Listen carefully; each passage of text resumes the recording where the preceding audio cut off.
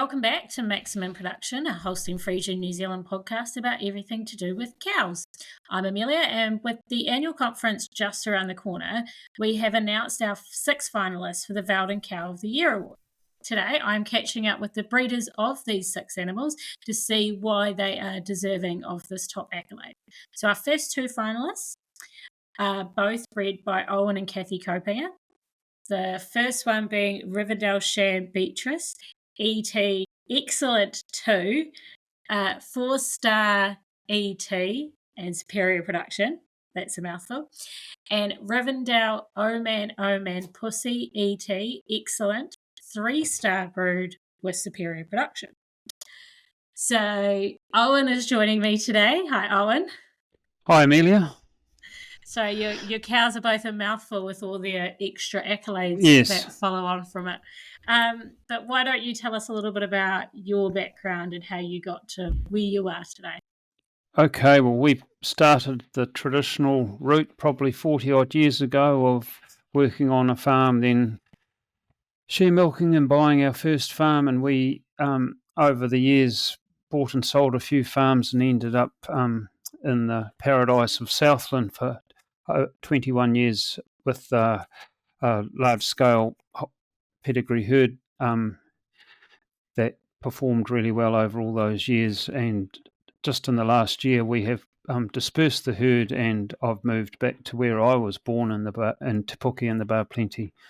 But I'm still actively involved with the Holstein Association as a board director, and now as a certified TOP inspector. So I will expect to be going around the countryside over the next few years, catching up with members and looking at all the cows they have. And I also keep in touch with where our animals have been dispersed to and seeing how they're performing for the new owners.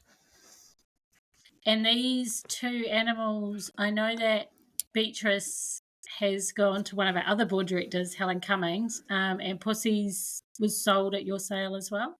Yeah, she's gone to another member, Dylan and Tash Lynch of Lincrest Stud, and she's in retirement mode down there.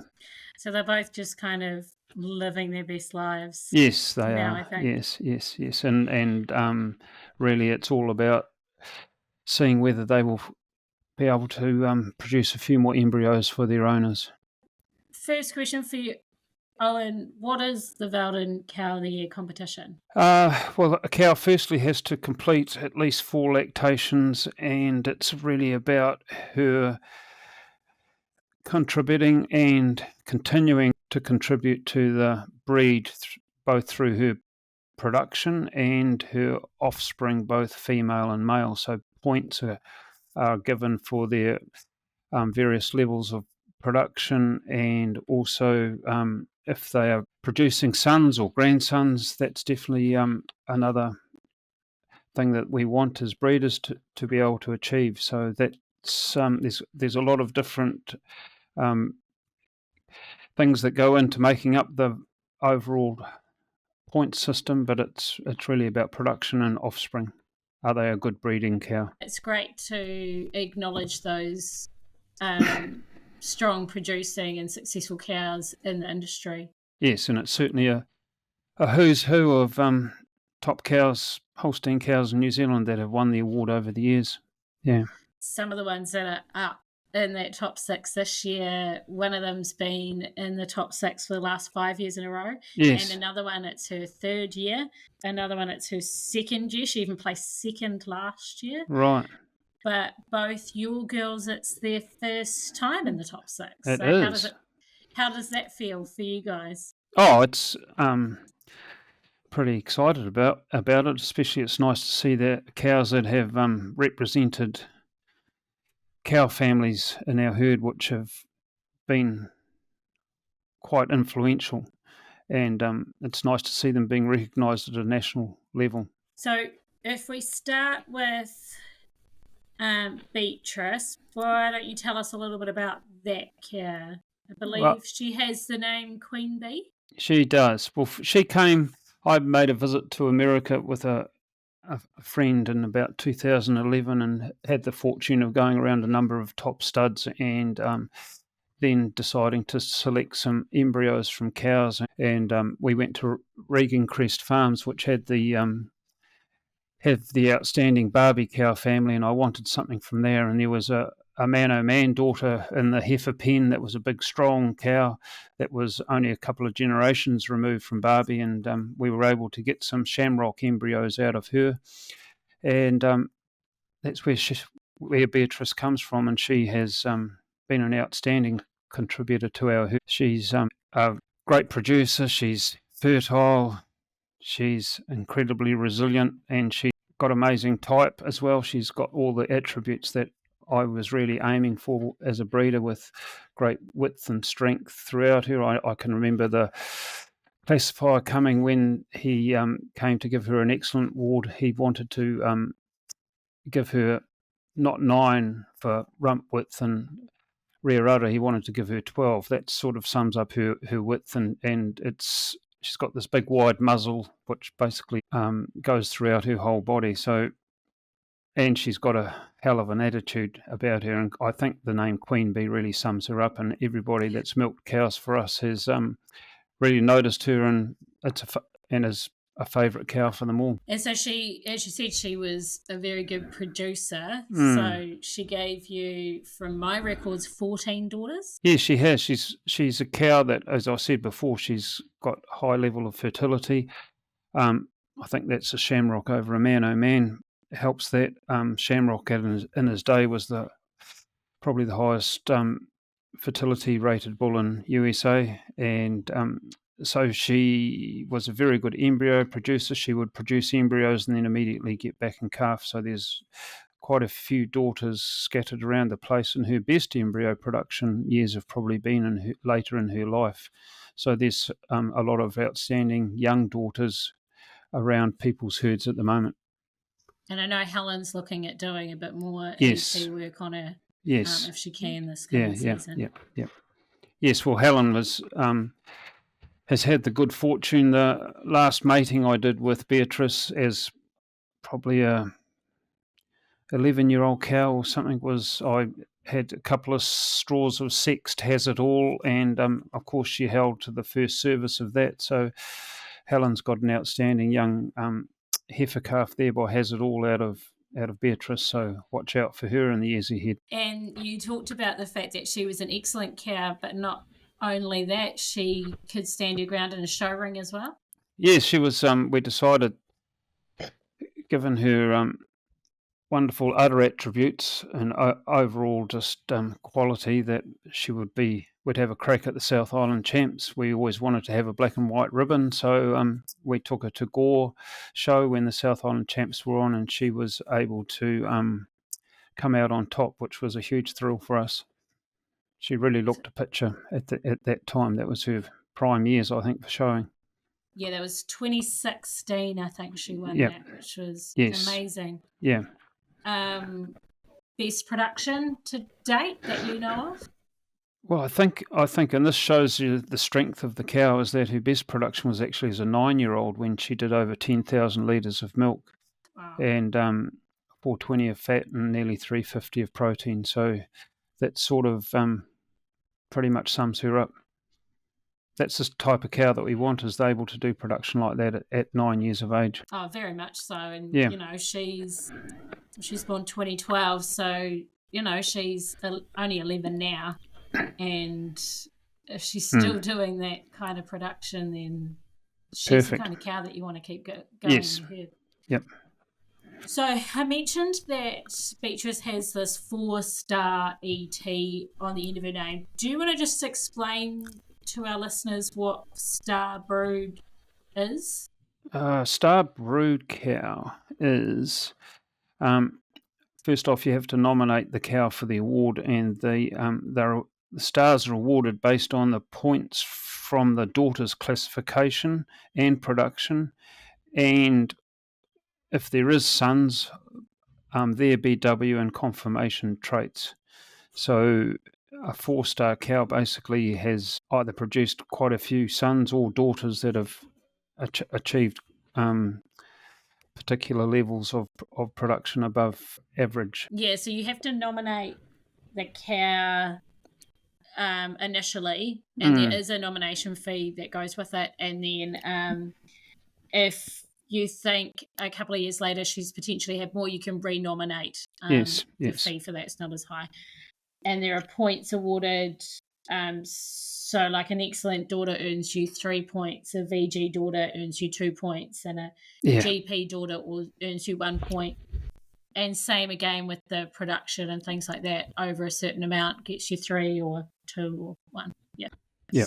So we're actually seeing today, especially with the amount of ET work that is performed on top cows, that some cows have got 15 or 20 star brood cow awards. One of the animals that's actually in the top 6, Trinoko Manzanita's a 19 star brood ET. So she's produced a lot of daughters for the Trinoko team. So she also has an SP on the end. So do you want to explain to us what superior production is? So superior production is a cow whose production is significantly superior to her age group average. So for that, it's at least 5 production records. They don't need to be consecutive, but they've got to be 100 kilos of fat or 100 kilos of protein above average, or her lifetime production exceeds certain limits, which is at least 2,300 kilos of fat or 1,840 kilos of protein, or alternatively, there's a PW has to be averaging 120 over 8 lactations, and both of these cows did the lifetime production thing easily, and also the averages. So that certainly was not an issue for them to achieve a superior production award. And that's another one for members that you do have to nominate for. Yeah. So it won't just, unlike Valden Cow, your animal's not just automatically entered in it. You do need to nominate that cow for those awards each year. Cool. All right. Do you want to just give us a kind of highlight of Beatrice to you, or your favourite thing about her, whether or not she's got some little anecdotes that she's entertained you with over the years? Oh, well, I think it's she's certainly got an attitude about her that basically she will only do things that she wants. So if you try and put her into a corner or perform something on her that she's not happy about, you will know you're probably up for a fight. There's no doubt about it. She pretty much gets her way, and she is the boss. Yes. As I said before, Queen Bee is very much the appropriate name, and everybody recognises that when they work with her. So you've still got another cow in here. So do you want to tell us a little bit about Rivendell Oman Pussy-ET? Yeah, she's another outstanding cow. She's certainly not in the same mould as Beatrice. She would be the epitome of a medium-sized New Zealand cow that everybody sort of wants to breed. She is a cow that you never notice.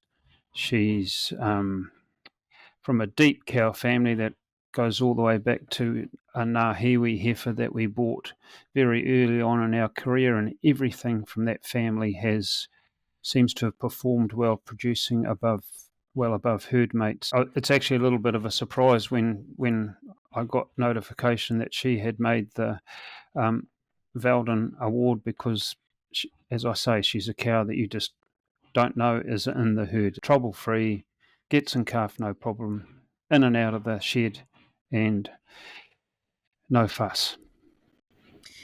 It seems to be a common theme with animals that make it into this Valden Cow finalist, that they are those no fuss, float under the radar, but just do their job well cows. So, And so she's given you quite a few daughters over the years as well, but you haven't done any flushing with her?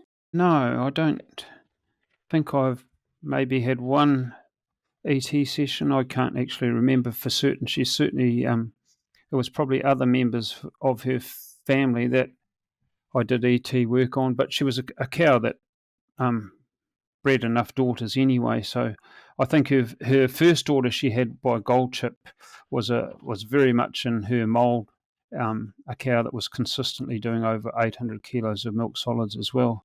And then a super sire daughter was another similar one again. So we've certainly had good fortune just with natural daughters from her. And her full sister, and she was actually the result of a flush herself, and her full sister also produced really well as a 10-year-old. She did 840 of solids, so that's the nature of the family. That was going to be my comment exactly. From when you talked to Kathy about it, this family was always, the Pussy family was a very successful family. Yes. At Rivendell. Yep. For many years, you've got quite a few awards over the years. Yes, yeah. Daughters, yep. sisters, anything from this family.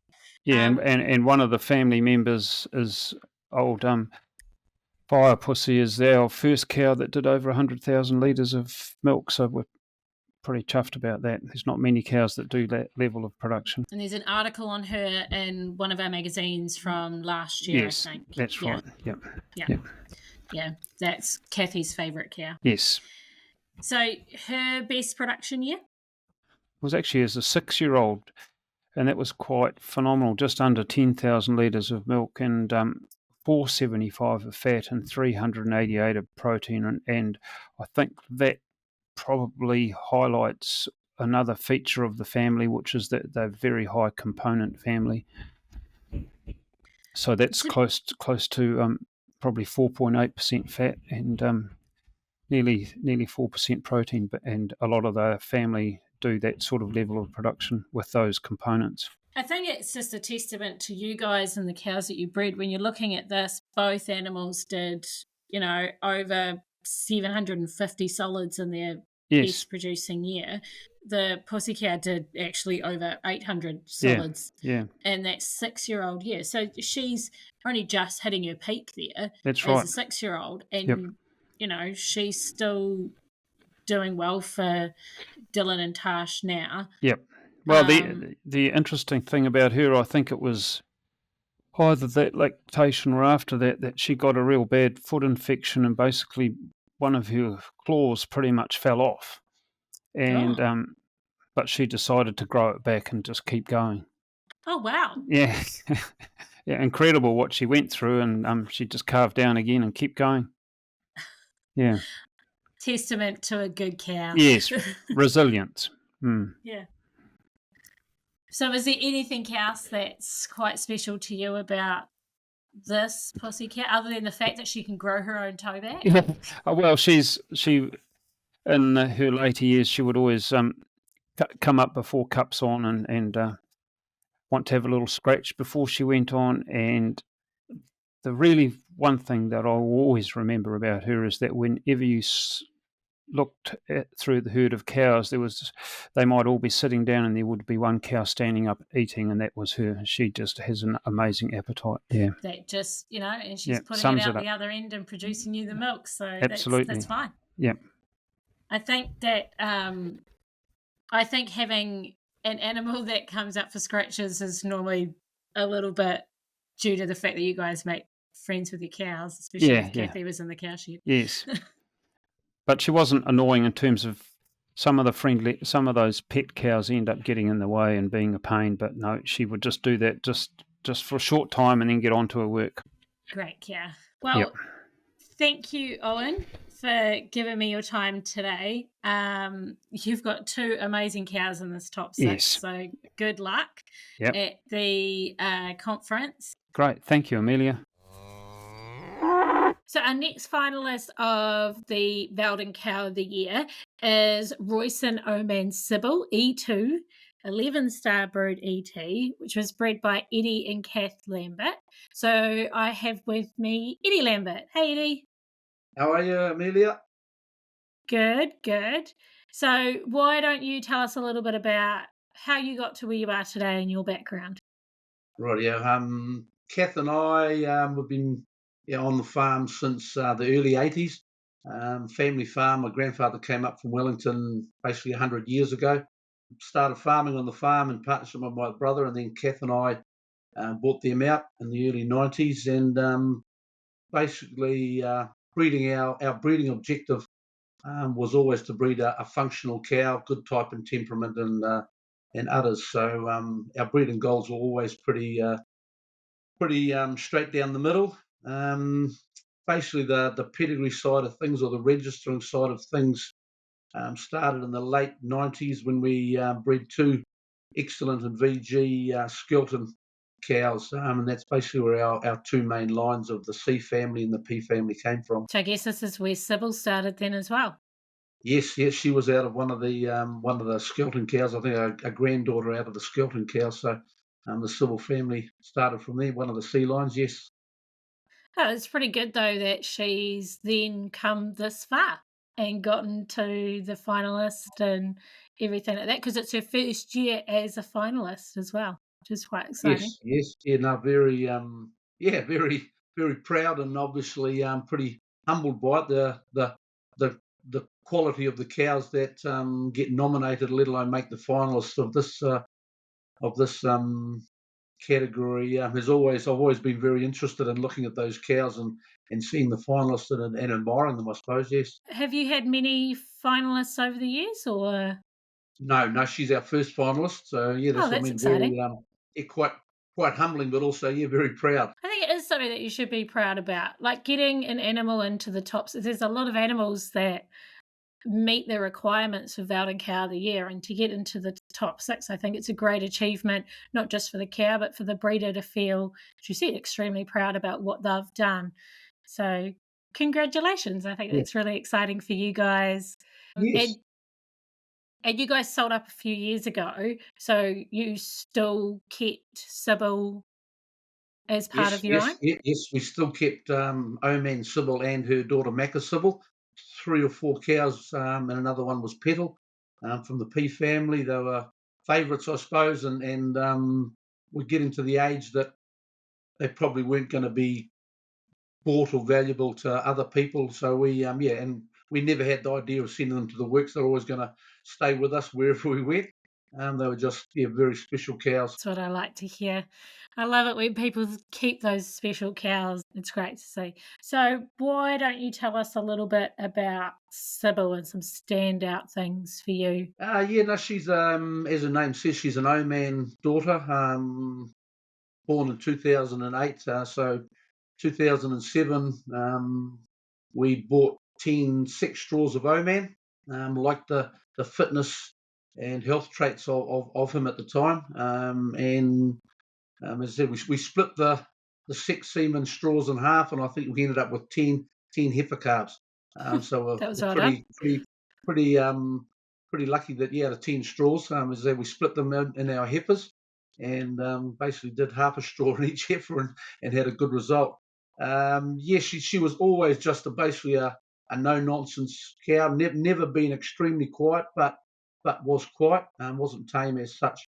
But she came in, went out, never had mastitis, never had feet problems. So those health and fitness traits certainly got passed on to her and the other Oman daughters we had in the herd as well. But she sort of stood out just because of the shape of her and the size and the quality of cow that she was. A good, functional, obviously excellent cow. And her personality has bred on to her daughters, Macca Cybil especially. She is a very quiet animal. Our children basically grandchildren ride her like a horse, and she just sits there and loves it. So the nature of them is very good. Her daughter Macca Cybil, we sent to ET work over at ABS one time, and she was always a team favourite over there. And I remember one of the people told me that one time they lost her and she'd walked out this gate out into the tanker track. So he left her there for a while. I went to get her, and she would actually walk back in and then up the corridor into their office, and was sitting in the office having a look at everything. So the personality side of this family is extremely nice, and that's one of the reasons, obviously, why we we wanted to keep them and sort of not get rid of them. So. And her and her daughter, the character of them is quite, they are quite bolshy cows when they want to be. And we had both of them bulling on the same day one time after we'd finished mating, and I wanted to get them in calves. So we put them out into a paddock with 3 bulls. Well, the bulls for the first hour thought they were in heaven. They mated them 3 or 4 times each. By the end of the day, the 3 bulls had their heads in the corner of the paddock, and the cows were actually trying to ride them. So the character of them is quite neat. Yeah, they're just great cows to work with, and they've bred a few bulls as well. Cybil herself has got a bull Cagney in the CRV catalogue, and she's also got a great grandson in LIC and Currency, who's very very good across the board and a lot of traits. Other traitors over one, so. Yeah, very well. And the production side of things as well, Macca Cybil's PW is over 900. Oh, wow. So, yeah, that's the Macca Cybil one that we've also got here. We're very lucky that the Clelands have let us keep a few cows in their herd.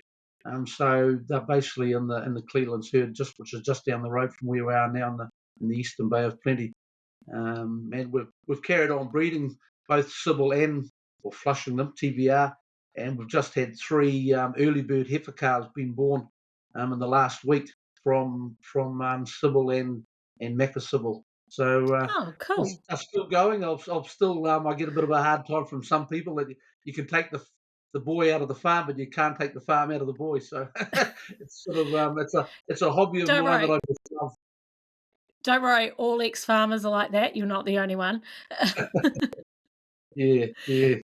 So you have done quite a bit of ET work with her, haven't you? Because I think I looked at you've got 12 daughters and out of her, and then 6 bulls which have gone through CRV just out of Cybil, which is amazing to have one animal do so well like that. She actually also had so Royson Super Chevron actually went through our genetic leaders program a few years ago as well. So extremely successful cow. I think she well and truly deserves to be in this top 6 this year. Yeah, no, absolutely. Thank you. So I think from that C family, I think CRV have taken, I think it was just in the early 20s of bulls that they've progeny tested. So there's quite a few of them that have done reasonably well. And like Currency is an incredible bull that's coming through LIC at the moment. So that's, something to be proud of, that she's got great grandsons that are doing just as well as her own sons were. So very, very successful family. And they flushed very well. Like Macca Cybil was in the Generate program going back, probably 12 years ago now. She was born in 13, so it would be 12 years ago. And she was the top egg producer or embryo producer in the program, and that's gone down through the family. Whenever you flush them, you're basically guaranteed of getting X amount of embryos. So they have been a good family to work with. Yes, they've been very productive as well as reproductive. I think that's something to be happy about, and for her to produce just as many daughters as she is sons, because let's be honest, sons are great, but you actually want to carry on the family in your herd. Exactly. So to have 12 odd daughters of hers coming through, as you said, Mac is doing an incredible job in herself. Do you know approximately how great her production has been? It's in the over 800 kilos was her best year.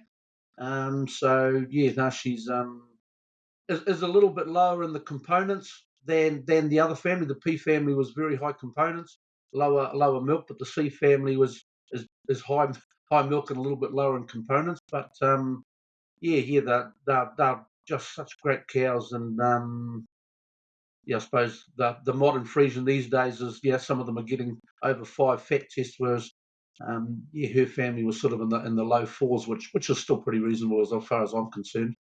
Yeah, good. That's good that she's and the family is producing so well as well, because if if you're getting the milk out of them, that's what you want. You want the milk in the vat. So it's great to know that she was doing that production. That's what I've always said to people. You get paid on production, not on. Sure, it's nice to have nice looking cows and excellent cow. There's a bit of a buzz when she did get excellent, but you don't actually get paid on that excellent behind their name. You get paid on what they put in the vat. As far as we were commercial dairy farmers. We were there to make money out of the animals, and that was production first, and then other things after that. So no, it's been very, very pleasing that that family was as good at both. Always great to hear. So just any favourite things specifically about Cybil? Yes, she, as I said before, she was just a real neat, no nonsense cow. She came and she got milk. There was never any hassles, and the type of cow that you didn't actually realise how good she was until after sort of 3 or 4 years that you'd go back on her records and go, holy heck, yeah, she did the production. She never cost us anything in health and fitness traits, and she was just a real nice cow to have, and part of the herd was sort of the type of cow that we wanted to breed, I suppose. And that's all that matters. If it's Absolutely. a cow that you want to breed and it's a cow that you're happy with, that's the whole point, isn't it? Yes, exactly. That's dead right. Yeah, and hey, and paid the bills. You know, that was Yeah.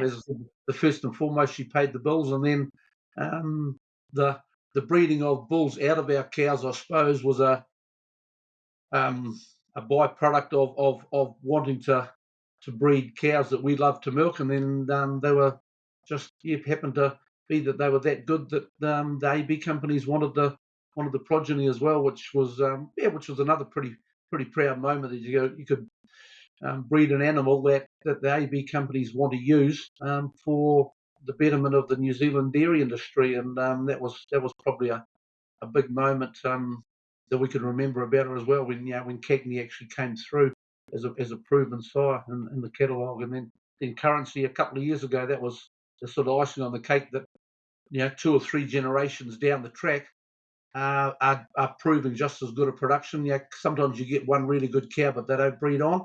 Whereas this family's is the Cybil family's has bred on very well, and continues to do so. So pretty excited that we've got these early bird heifer cows on the ground, and what they turn into. Obviously, keeping the C family going again.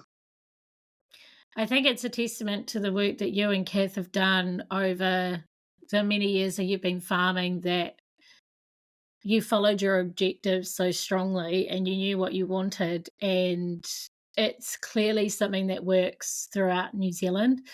By having these bulls coming through out of these families just shows that what you've done and the breeding objectives that you've picked works perfectly throughout New Zealand. Doesn't matter whether you are in the Bay of Plenty like you guys were, or in the South Island. There are family lines that can pass on really good traits, and I think it's a testament for you guys and the hard work that you've done and making sure that you pick the right size to go over these cows to carry on that generation through and that strong family line. So well done. Yeah, no, thank you, Amelia. It's certainly we, as I said to start with, we had 2 or 3 really critical criteria that we pick our bulls on. Obviously, other traits were big up there, and the farmer traits to start with, and then once we got those sort of embedded, then the fitness traits and other components and things like that came in. But we never really faltered off those objectives and followed them through, and really happy and proud that has worked for the betterment of the industry as well. Well, thank you so much, Eddie, for your time today and telling us how amazing of a cow Cybil is. Good luck at the Holstein Friesian New Zealand Awards this year. Thank you very much, Amelia.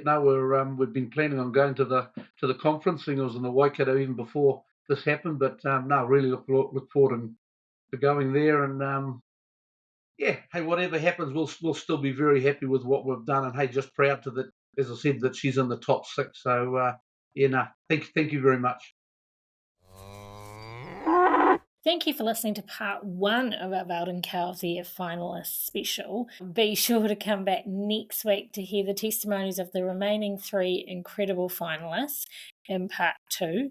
As always, if you have any topics you want me to cover or any questions about Holstein Friesian New Zealand, you can get in contact with me through our website, Facebook page, or Instagram. All the links are in our show notes. Otherwise, thank you for listening. Bye.